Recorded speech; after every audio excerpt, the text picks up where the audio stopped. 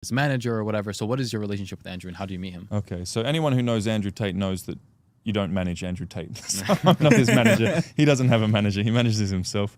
So I've been close friends with Andrew and Tristan for, I'd say, 4, maybe 5 years. Wow. And I think it's fair to say outside of their family, I'm the one who's had the privilege, and I do view it as very much a privilege of spending the most time with them face to face. So back before Andrew was too big to live in a house like this with fans coming and knocking on the door, he used to live here when he was in Dubai. And I've spent time with his setup in Romania as well. And we've traveled together extensively all around the world, myself and the Tates. All right. So yeah, I know them very well. Alhamdulillah. So was there any kind of transition when he did blow up? I mean, it's been a gradual thing, but Andrew Tate is definitely a very different man now than when I first met him. Back when I met him in I think it was 2018, the main focus was getting money, getting status, being a G, so to speak. Yeah. As he became more prominent and more influential, he became a lot more aware of what he was saying and the fact that he wasn't speaking to a couple of thousand guys on the internet. It became a global phenomenon. Yeah. So he definitely matured as a result. He became a lot more conscious of what he was saying and the potential impact of what he was saying. Yeah.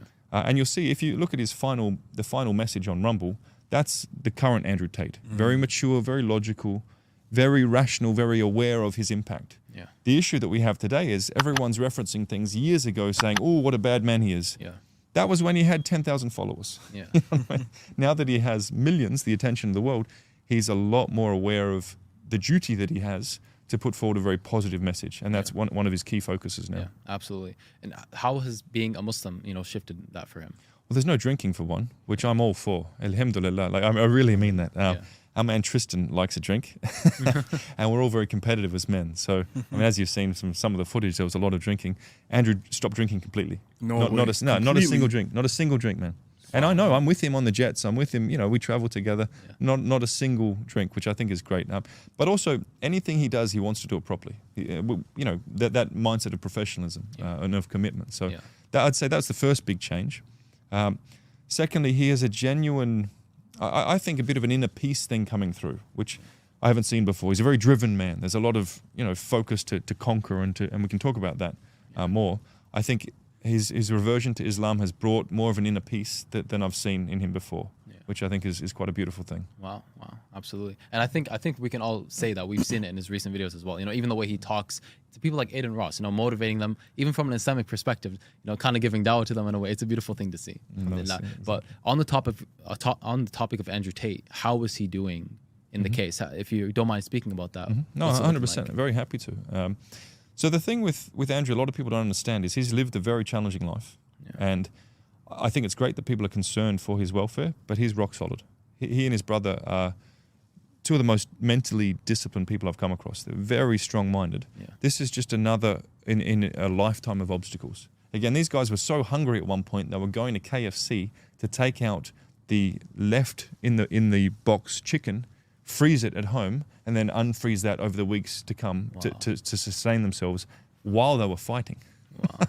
I mean, you're going into the ring when you can't even feed yourself properly. That's where these guys came from. So to put it in perspective, yes, this is unjust. Yes, this is wrong on many levels. But as brothers, in terms of their mindset, they're rock solid. They also know what they have and haven't done.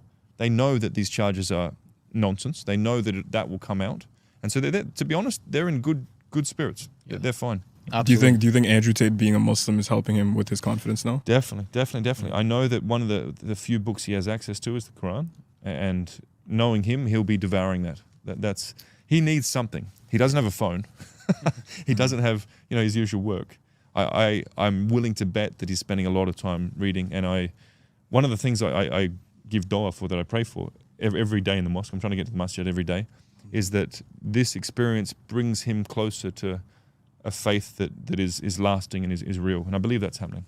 Alhamdulillah. May Allah grant him that. Allahumma ameen. So if you don't mind talking about some of the details around the case, I've heard a lot that there's a lack of evidence. Even his lawyer went on record saying there's no evidence at all. Tristan Tate came out, saying to the reporters, ask for the evidence, ask the judge, why they're doing this and that. Where's the evidence? And, all these people pull out these statements, random statements here and there from videos throughout his past.